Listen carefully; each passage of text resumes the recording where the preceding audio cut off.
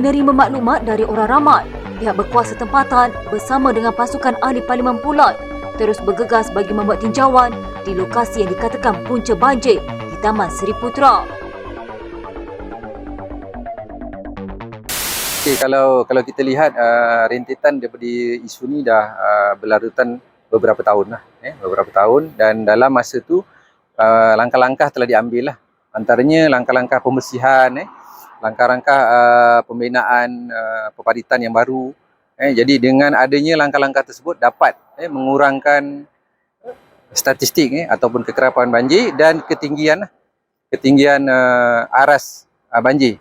Oleh bagaimanapun, semua tindakan-tindakan yang dibuat tu hanya dapat mengurangkan risiko banjir kerana perkara ini bergantung juga pada keamatan hujan ataupun taburan hujan, dan selain itu pembangunan yang baru. Di pihak MJB akan memastikan pihak pemaju mengadakan kawalan dari segi plan kerja tanah yang telah dimajukan. Dalam plan kerja tanah tersebut ada kawalan lumpur atau ESCP. Jadi dari segi itu, untuk memastikan lumpur-lumpur tersebut tidak dilepaskan ke saliran utama, untuk memastikan saliran utama di sepanjang Jalan Gempas Lama ni berfungsi sebagai saliran bukan berfungsi sebagai perangkap lumpur . Kesan dia apabila parit yang ada di kanan dan kiri Jalan Gempas ni penuh dengan lumpur, akan menyebabkan banjir kilat di atas Jalan Gempas Lama, dan aliran air tersebut akan mengalir sampai ke Taman Putra. Dan kesan dia, sebahagian daripada Taman Putra, kawasan rendah akan ditenggelami air . Pihak majlis juga akan melihat dari segi penyelesaian di sekitar kawasan penduduk dengan membina sistem cut-off drain atau pemotongan aliran air permukaan untuk memastikan air tidak masuk ke kawasan rumah dan dialihkan ke parit utama dan juga parit jalan .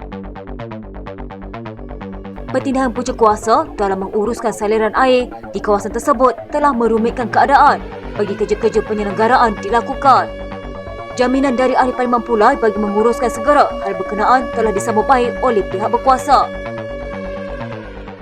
Aduan ini sebenarnya diperolehi daripada penduduk Taman Putra, di mana pada bulan 12 yang lalu terdapat banjir yang berlaku di situ secara mengejut. Jadi melibatkan beberapa kedai dan rumah yang terjejas pada waktu itu . Jadi mereka maklumkan kepada saya dan saya telah membuat lawatan tadi, dan kita dapati masalah utamanya di situ adalah tidak ada sistem peparitan yang sempurna di situ .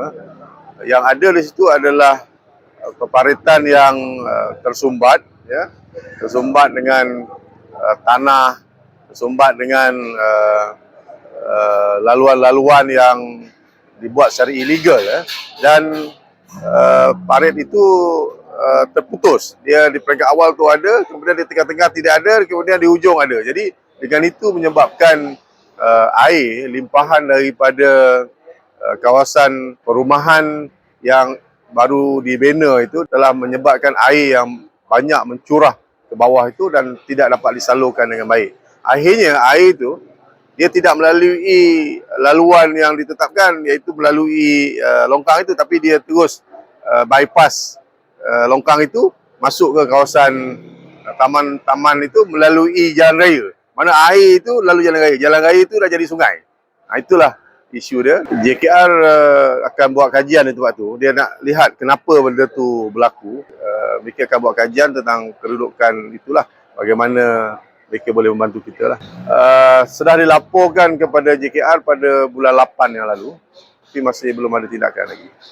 Dan kawasan tu sebenarnya dah lama banjir tu sebenarnya, tapi belum ada tindakan lagi lah setakat ni. Yang kita bawa perkara ni sebagai satu yang penting, sebagai satu yang perlu disegerakan untuk mengelakkan banjir berlaku selepas ini . Ketika video ini dibuat, kami dimaklumkan bahawa kerja-kerja penyelenggaraan sistem saliran sedang dijalankan. Ia hasil desakan dan tindakan segera dari ahli Parlimen Pulau, Suhaizan Kayat.